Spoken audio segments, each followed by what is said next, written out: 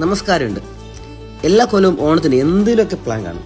ഈ വർഷം അങ്ങനെ ഒരു പ്ലാനും ഇല്ലാതിരിക്കുമ്പോഴാണ് ഓണസദ്യ കഴിക്കാൻ ഭയങ്കര കൊതി കൊണ്ട് നമ്മൾ ഓൺലൈനിൽ ഒരെണ്ണം വാങ്ങി. ഉപ്പ് തൊട്ട് കർപ്പൂരം എന്ന് പറയുന്ന പോലെ തന്നെ ഇതിൻ്റെ അകത്ത് എല്ലാ സാധനമുണ്ട്. പേപ്പർ വാഴയില തൊട്ട് ബോളി വരെയുണ്ട്. തിരുവനന്തപുരം സ്റ്റൈലൊരു സദ്യയാണെന്ന് തോന്നുന്നു.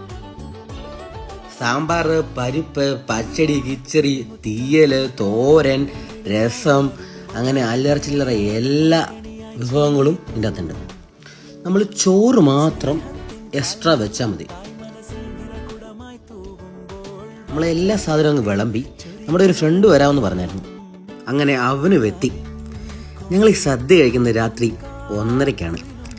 നിങ്ങൾ ആലോചിച്ചേ എന്ത് കൊതിയാണെന്ന്. വാവ്, വാസ് നൈസ്. 3 days later. ഞാൻ ഓണത്തിൻ്റെ അന്ന് വീട്ടിൽ ചുമ്മാ ചൊറിയും കുത്തിയിരുന്നപ്പോൾ, ഒരു പ്ലാൻ ഇല്ലാതിരുന്നപ്പോൾ ഒരു കോള് വന്നു.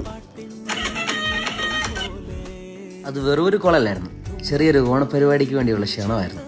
ഒന്നും നോക്കിയില്ല, നേരെ വിട്ടു മെൻഷനിലേക്ക്. ഒന്നും പറയാനില്ലായിരുന്നു, അടിപൊളി സദ്യയായിരുന്നു. അങ്ങനെ സദ്യയൊക്കെ കഴിഞ്ഞ് ഈ വർഷത്തെ ഓണം അങ്ങനെ അങ്ങ് തീർന്നു. എല്ലാവർക്കും എൻ്റെ ഹൃദയം നിറഞ്ഞ ഓണാശംസകൾ. See you in next video. Bye.